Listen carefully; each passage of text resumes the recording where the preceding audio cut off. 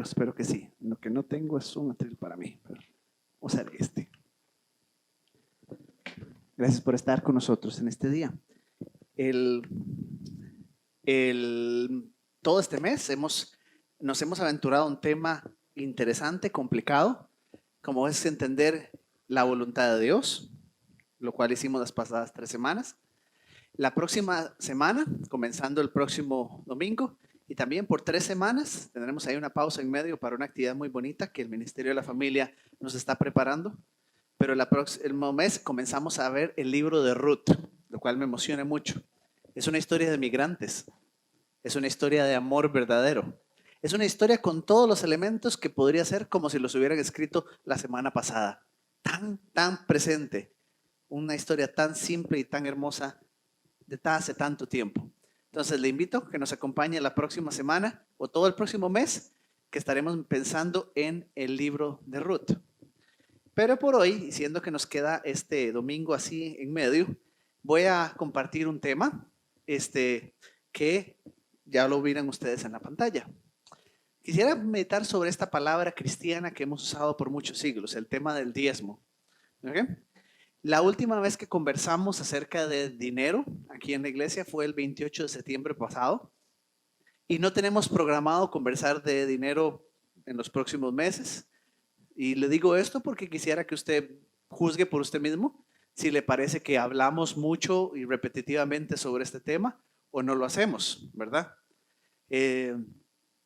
Y más importante que cada cuánto tiempo hablamos de esto, cada cuánto tiempo tocamos un tema como este, que es sensible evidentemente y que desafortunadamente en muchas iglesias alrededor nuestro se maneja de unas maneras, no sé, tan curiosas, tan peculiares, que lo hace más sensible cuando yo tengo que traerlo aquí delante de ustedes. Entonces yo quisiera que ustedes juzguen y que tengan la libertad de hacer su propio criterio sobre cómo usted mira que nosotros manejamos un tema de este. Porque no solo cada cuánto lo hacemos, y en especial sobre qué es lo que decimos. Y en eso yo estoy muy contento esta mañana. El mensaje que voy a compartir, lo que quisiera decirle con ustedes, es muy simpático. Y a nivel de predicación, como predicador, me anima mucho, porque yo simplemente voy a tratar en los próximos minutos, en lo mejor de mis capacidades, de presentarles a ustedes una verdad del Nuevo Testamento. Simplemente eso, una sola idea, una sola verdad acerca del Nuevo Testamento. ¿Qué va a hacer usted con eso? Es su decisión. Tarán. ¿Qué va a hacer usted al respecto de esto que yo voy a decir? Es su decisión. Y me encanta porque, como les digo, podría ser que alguno de ustedes salga hoy decidido a que usted quiere contribuir con el Señor de lo que el Señor le ha dado y que quiere vivir una vida ordenada y clara en ese tema. O podría incluso ser, y es totalmente válido, que usted vaya a salir hoy diciendo, nunca más voy a diezmar en mi vida. Ni una sola vez más. Cualquiera de las dos cosas es una posibilidad. Totalmente válida una vez que usted vea la verdad de la palabra, que yo quisiera que usted tome nota y descubra junto conmigo en estos minutos. ¿Ok? Y creo que de todas maneras eso es lo que tiene que hacer la buena predicación. Poner las verdades de la palabra de Dios al alcance de todos para que cada quien haga conforme el Señor le está llamando a hacer y como siente que el Señor le está guiando a hacer. Eso quisiéramos intentar hacer los próximos minutos, si usted me lo permite. Posiblemente usted está pensando que vas a hablar del diezmo. ¿Qué pasaje de la Biblia? Hay algunos y hay clásicos, ¿verdad? Y seguramente usted alguna vez habrá escuchado acerca de alguno de esos. Por ejemplo, uno muy típico y muy peculiar. Al final, a la mitad del libro de Génesis, ocurre este evento entre Abraham y un personaje misterioso del Antiguo Testamento llamado Melquisedec. Y entonces dice que el Melquisedec, que era rey de Salem, sacerdote de Dios Altísimo, sacó pan y vino. Ojo ahí, pan y vino, qué curioso. Y dijo, bendito seas Abraham, Dios del Altísimo, creador de los cielos y la tierra, y bendito sea el Dios Altísimo que puso en tus manos a tus enemigos. Venía Abraham de una gran victoria con un enorme botín de guerra, y termina el pasaje diciendo, y le dio a Abraham los diezmos de todo. Pero no vamos a hablar de ese pasaje hoy. No. Entonces usted dirá, ya sé de cuál vamos a hablar. Este es el más clásico de todos. Dice Malaquías capítulo 3, versículos 9 y 10. Malditos sean todos ustedes porque como nación me han robado. Entreguen completos los diezmos en mi tesorería y habrá alimento habrá alimento en mi templo. Con todo, con esto pueden ponerme a prueba, verán, si no les abro las ventanas de los cielos y derramo sobre ustedes abundantes bendiciones, lo digo yo, el Señor de los ejércitos. Pero tampoco vamos a hablar de ese pasaje hoy. No, hoy vamos a hablar del diezmo en el Nuevo Testamento. Y aquí viene el punto que usted tal vez ya estaba como empezando a pensar. Suave, y ok, entonces ¿dónde? Y aquí viene el primer detalle que tal vez usted nunca había notado, pero es muy bueno que usted lo sepa. Es importante que usted lo sepa en su vida de cristiano. No existe el concepto de diezmo en el Nuevo Testamento. Bueno, no existe como lo existe en el Antiguo Testamento. No hay un solo apóstol que se levantara y dijera, hey, por cierto, ustedes tienen que diezmar. Puede ser que lo hayan hecho, pero nunca ningún apóstol, ni Pablo, ni Juan, ni siquiera Pedro, lo escribió. Puede ser que fuera una práctica común y la enseñaran y la practicaran en las primeras iglesias, pero lo cierto es que no existe un solo pasaje en el Nuevo Testamento que explícitamente nos diga usted debe darle el diezmo a Dios. No, ni uno solo. Bueno, de hecho, en Hebreos 7 habla del diezmo, pero es bien peculiar porque lo que está haciendo precisamente es recordando esta escena de Génesis que acabamos de leer juntos y recordando el simbolismo detrás de esa escena. No lo hace para decir, el propósito del pasaje no es decir hay que diezmar. El propósito del pasaje es decir, bueno, esto ocurrió y si aún Abraham le dio diezmo a este hombre Melquisedec, es porque hay un sacerdocio mayor y más importante que este ustedes conocen. ¿Y saben quién es el más grande sacerdote de todos? Jesucristo. Ese es el punto solamente. No es el interés del autor de Hebreos que usted y yo sepamos que existe. Paréntesis aquí. Entonces, ¿nunca el Nuevo Testamento dice nada de dinero? Sí, dice mucho, muchísimo. Y también habla de la generosidad que debía describir a los primeros creyentes. Y también habla de la importancia de la alegría en un momento como este, donde damos al Señor de lo que Dios nos ha dado a nosotros. Por supuesto existe mucho, pero la palabra como tal, diezmo, nunca existe en el Nuevo Testamento. No hay ningún solo pasaje directamente que se nos dice, por cierto, tienen que hacerlo. Por cierto, Dios espera que ustedes hagan esto. Jamás hay algo como Malaquías, un reclamo de Dios porque ustedes no lo están haciendo. ¿Ok? Entonces, en medio de esta confusión que espero haberle creado, ok, entonces, ¿qué sí dice, verdad? Si esto es una enseñanza del Antiguo Testamento, y como con muchas de las enseñanzas del Antiguo Testamento tenemos que leerlas a la luz de lo que el Nuevo Testamento nos dice y nos enseña, si bien el Antiguo Testamento es precioso y maravilloso y es palabra de Dios para nosotros, lo cierto es que como creyentes decimos es el Nuevo Testamento donde hemos encontrado a Cristo y donde todas estas cosas toman forma, no solo para el pueblo de Dios, Israel, pero para nosotros hoy. Si eso es cierto, entonces ¿qué hacemos con esta palabra? Podríamos, y como digo, es totalmente válido que alguno salga diciendo, la desechamos, no la enseña. Pero ¿qué sí enseña el Nuevo Testamento? Agárrese duro de su silla, agárrese bien duro, prepárese para lo que viene. ¿Sí? ¿Listos? ¿Qué sí enseña el Nuevo Testamento? Dice Lucas capítulo 3, versículos 10 al 11. La gente le preguntaba, entonces, ¿qué debemos hacer? Y Juan les respondía, esto es Juan el Bautista. El que tenga 2 túnicas, comparta uno con la que no tiene. Y el que tenga comida, haga lo mismo. ¿Se dieron cuenta? No hay diezmo ahí. ¿Qué hay? También agarrados de su silla, ¿verdad? 50%. No el diezmo, el 50%. La mitad de lo que usted tiene, compártalo. ¿Es el único momento? De hecho que no. ¿Qué hay? Lucas capítulo 19, versos 7 y 10. Todos al ver esto murmuraban, pues decían que Jesús había entrado en casa de un pecador. Pero Zaqueo se puso de pie y le dijo al Señor, Señor, voy a dar ahora mismo la mitad de mis bienes a los pobres. Y si en algo he defraudado a alguien, lo devolveré 4 veces más lo defraudado. Jesús le dijo, hoy ha llegado la salvación a esta casa, pues este hombre también es hijo de Abraham. Porque el Hijo del Hombre vino a buscar y a salvar lo que se había perdido. ¿Se dieron cuenta? No existe el diezmo. ¿Qué existe? La mitad. La mitad de todo. Si no, agárrese una vez más de su silla. Nos quedan 2 pasajes más. Este también los va a sorprender. Marcos capítulo 12, versos 41 al 44. Jesús estaba sentado frente al arca de las ofrendas y miraba cómo la gente echaba sus monedas. Muchos ricos echaban mucho, pero una viuda llegó y echó 2 moneditas de muy poco valor. Entonces Jesús llamó a sus discípulos y les dijo: de cierto les digo que esta viuda pobre echó más que todos los que han echado en este arca, porque todos han echado de los que les sobra, pero esta, de su pobreza, echó todo lo que tenía, todo su sustento. ¿Se fijaron en el porcentaje? No el 10, el 100. Y nos queda uno más. Hechos capítulo 4, versos 34 al 37. Y no había entre ellos ningún necesitado, porque todos los que poseían terrenos o casas los vendían, y el dinero de lo vendido lo llevaban y lo ponían en manos de los apóstoles, y este era repartido según las necesidades de cada uno. Fue así como José, un levita de Chipre, a quien los apóstoles apodaban Bernabé, que significa hijo de consolación, vendió un terreno de su propiedad y lo entregó a los apóstoles el dinero de la venta. Una vez más, ¿cuánto? El 100.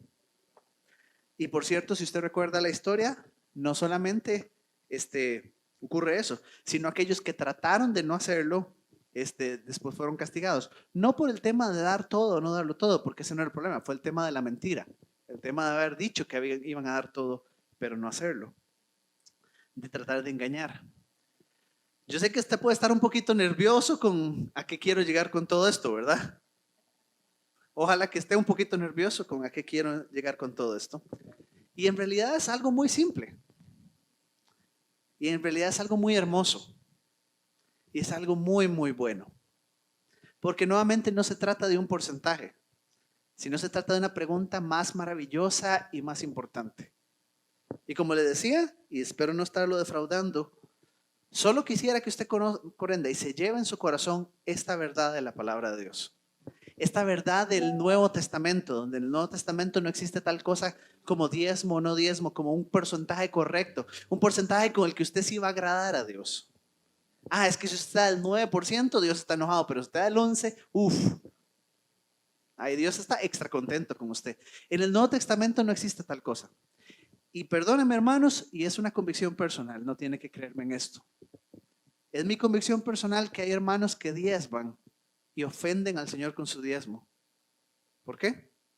Porque han aprendido a diezmar como una manera de decirle: esto es lo tuyo, hasta aquí, y no te metas en lo demás. Es una manera de decirle a Dios. Hay personas que son sumamente fieles con dar una cantidad y lo hacen de una manera sorpresivamente, y como le digo, y de todo, diezmaron del aguinaldo, diezmaron, llevan un control completo, contabilidad hay ahí incluso. Y sin embargo, me atrevo a decir, y creo que también posiblemente no muchos en nuestro ambiente, pero sobre todo en algunas latitudes, algunos cristianos muy bien acomodados, que yo creo que su diezmo es una ofensa, porque es decirle al Señor: todo lo demás es mío y no te metas. Porque yo creo que la pregunta que el Nuevo Testamento nos hace no es cuánto tengo que darle a Dios, sino qué hago con el 90% del restante. Yo creo que es la pregunta que el Nuevo Testamento nos obliga a responder. Es la pregunta dura y difícil a la que apuntan todos estos textos. Que no se trata de un porcentaje con el que Dios esté contenta. Se trata con una actitud del corazón. Y se trata con esta pregunta maravillosa que usted y yo tenemos que respondernos, que el Nuevo Testamento nos obliga a respondernos. Hay un Dios bueno y maravilloso, que es Padre y que nos ama profundamente. Y ese Dios nos ha regalado una comisión preciosa. Nos ha confiado en nosotros la tarea más maravillosa de toda la creación. Que su nombre sea exaltado y conocido. Que hay paz y reconciliación en Él para toda la creación. Y a nosotros se nos ha confiado el tesoro más grande, esa buena nueva, para que lo llevemos y sea escuchado por todo lugar, que está en nuestras posibilidades llevarlo. Y hay un Dios que nos abre los ojos y nos dice: mira alrededor tuyo. Mira el dolor y mira el sufrimiento alrededor tuyo. ¿Qué estás haciendo al respecto? Mira a ese que se llama tu prójimo y que no tiene que comer. Mira a ese que se llama tu prójimo y tiene frío. Ese Dios nos hace mirar, ese Dios del Nuevo Testamento nos invita a mirar esas tres cosas. A conocerlo a Él como Padre amoroso. A conocer su comisión, su misión para nosotros. El propósito por el que somos llamados a vivir. Y a conocer la necesidad a nuestro alrededor. Y una vez que yo miro esas tres cosas, ahora yo tengo que poder responderle al Señor de corazón una pregunta. Señor, ese otro 90% es mío y no te metas. ¿Realmente puedo responder de esa manera? Es mío y no te metas. ¿Ok? Como les digo, algunos cristianos, y es mi convicción, son fieles, son maravillosamente fieles con darle a Dios un 10%, pero no quieren responder esa pregunta. Algunas personas son muy fieles a algunas iglesias o algunas organizaciones. Hay en nuestro ambiente costarricense, y gracias a Dios que lo hay, un corazón generoso, el tico en general es generoso. ¿Cómo lo vemos? Ahora, por ejemplo, que pasó diciembre y quizás algunos los experimentaron, compañeros suyos del trabajo de pronto se interesaban mucho. Ay, están recogiendo juguetes. Sí, sí, yo. Y gente que usted no se imaginaba, gente que no colabora, como que tiene esta idea, y gracias a Dios que la tiene, ¿verdad? De que diciembre es un mes donde ellos deberían como soltar algo, ¿verdad? No como que dejármelo todo para mí, qué feo, ¿verdad? Y qué dicha que en general en nuestra cultura costarricense hay eso. Pero ese no es el sentir del Nuevo Testamento. La pregunta que nos obliga a hacernos es, delante de Dios, quien Dios es, nuestro Señor, si realmente le hemos conocido de esa manera, delante de esa comisión maravillosa que tenemos, delante de la necesidad que hay a mi alrededor, ¿es correcto, es justo? Y por cierto, la respuesta puede ser sí. Yo no vengo a decirle a usted que la respuesta es inevitablemente no.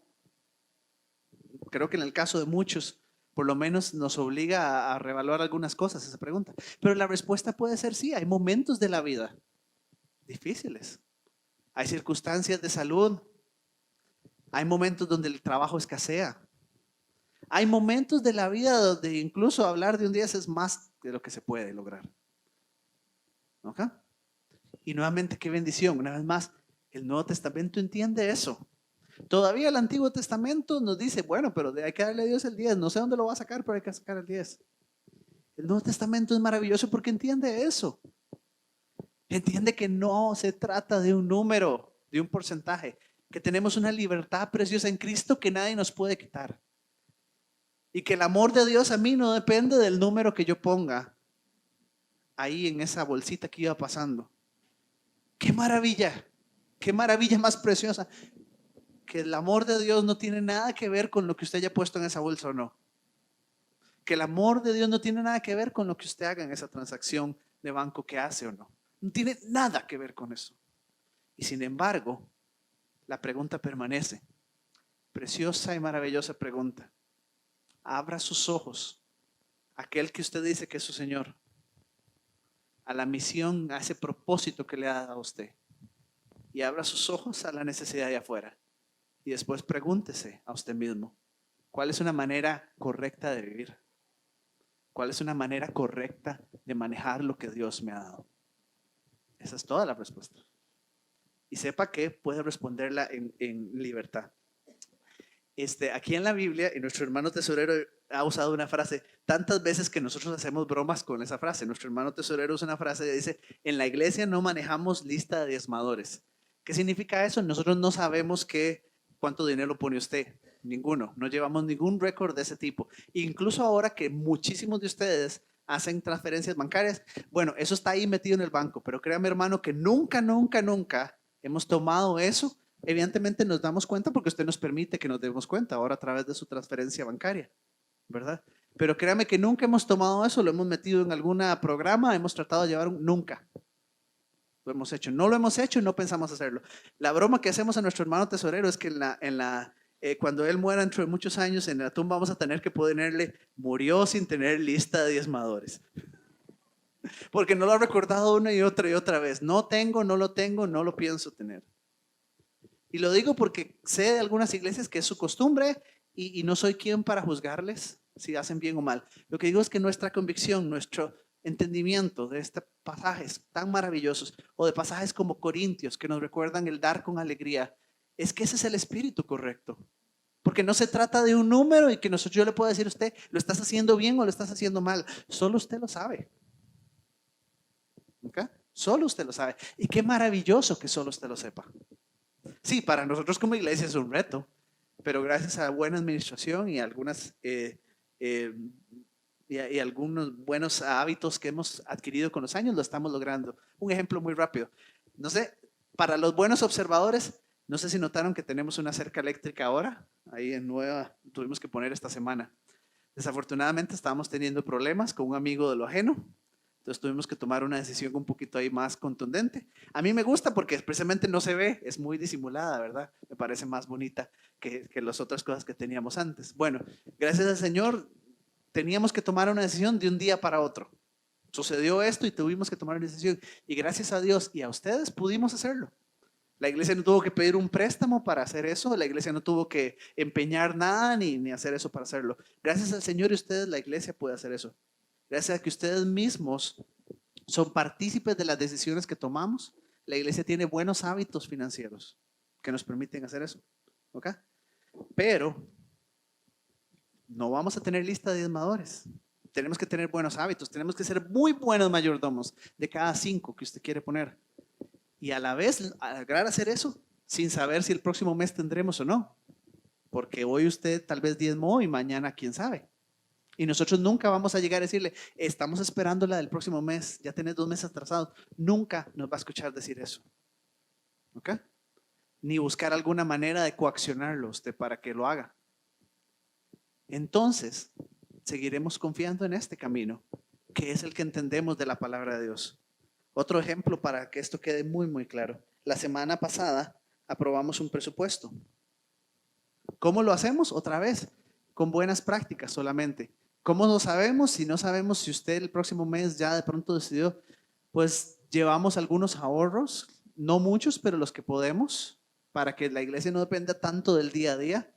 Tenemos una cosa que llama una cuenta reserva, que tiene algunas maneras de que debe mantenerse y no nos está yendo bien. Ahí estamos batallando para poder tenerla, pero es si el día de mañana, por ejemplo, todos ustedes dejaran de dar absolutamente todo, ¿verdad? Si por alguna razón, si el sermón hoy estuvo tan feo que la próxima semana nadie va a dar un solo, o más bien como les decía, si todos entendieron hoy que no tenían que diezmar y se lo tomaron muy en serio, y el próximo mes nadie va a dar un solo colón a la iglesia, bueno, la iglesia tiene un fondo que nos permitiría por lo menos existir un mes más, ¿verdad? Tarán, hay que cumplir nuestros deberes. La iglesia tiene personas asalariadas y gracias al Señor, vino diciembre, el aguinaldo estaba ahí. La iglesia es responsable en la manera que trata a las personas que trabajan aquí. ¿Ok? Y gracias al Señor por eso. Pero, tenemos que tomar solo buenas prácticas. Tenemos que confiar en que ustedes están estudiando estos pasajes y están tomando buenas decisiones al respecto. Buenas decisiones delante del Señor. Este año vamos a construir. Esa es nuestra oración. Les hemos contado y yo le pido que siga orando por eso. Como les decía, ya ahora del fondo que hubiéramos podido usar para construir, resulta que gastamos una parte en hacer una cerquita, bueno, pero nos está quedando bonita por lo menos también. Y estamos tomando esa decisión, ese reto, y queremos caminar adelante. Significa que yo voy a empezar a decirle, hey hermano, ayúdenos a construir, hey hermano, necesitamos dinero para poder construir. No, porque el Señor es bueno antes que ninguna otra cosa. Y porque ustedes han sido fieles con el Señor por mucho tiempo, la iglesia hoy tiene los fondos para comenzar. Para terminar, no, pero para comenzar. Y por eso nos estamos animados a hacerlo. Y porque sabemos del corazón de ustedes lindos y todo. Pero si de alguna manera, hermano, si de alguna manera usted siente en los próximos meses que yo le estoy presionando, que usted tiene que dar más para que podamos terminar ese templo, sepa que puede venir y decírmelo, creo que te estás equivocando. Si usted de alguna manera se siente que ahora que van a empezar a construir, vamos a empezar ahora sí todas las semanas van a estar hablando de estos temas en el culto. Si ese es su temor, sepa que no. Y sepa que si me puede incluso venir a decir, si usted cree que se me está yendo la mano. ¿Ok? ¿Por qué? Porque número uno, por la fidelidad de ustedes. Bueno, número uno, por el amor y la fidelidad de Dios. Y número dos, por la fidelidad de ustedes, tenemos con qué comenzar esa construcción. Gloria a Dios por eso. Porque a nadie le sobró ese dinero. Y algunos dieron de hasta lo que no tenían para que hoy tengamos con qué iniciar esa construcción. Así queremos y así hemos entendido que es la manera correcta. Y como les decía, ¿qué hace usted con esto? Yo ya estoy por terminar. Yo solo le pido que se lleve esa pregunta con usted. Delante de Dios que le ama y que usted dice que es su Señor. Delante de una comisión tan maravillosa. Un propósito de vida. Una tarea que por 2000 años hemos tenido y no hemos completado. Todavía su nombre no es conocido y alabado en todas las naciones. Y delante de una necesidad tan grande, particularmente hoy más que nunca, vemos una necesidad tan grande a nuestro alrededor. ¿Cuál es la decisión correcta que usted debe tomar? Gracias por su paciencia y por permitirme compartir esto. Como le digo, no es fácil ni es bonito, pero creo que es sano. Y como le digo, creo sobre todo es valioso que usted pueda escucharlo de una perspectiva distinta. Hoy se dice muchas cosas en muchas iglesias. Entonces, gracias por permitirme, como su pastor, transmitir mi manera de entender este tema para ustedes. Hagan como el Señor les esté guiando. Nos ponemos de pie, oramos, damos gracias y nos despediremos cantando y alabando a nuestro Señor.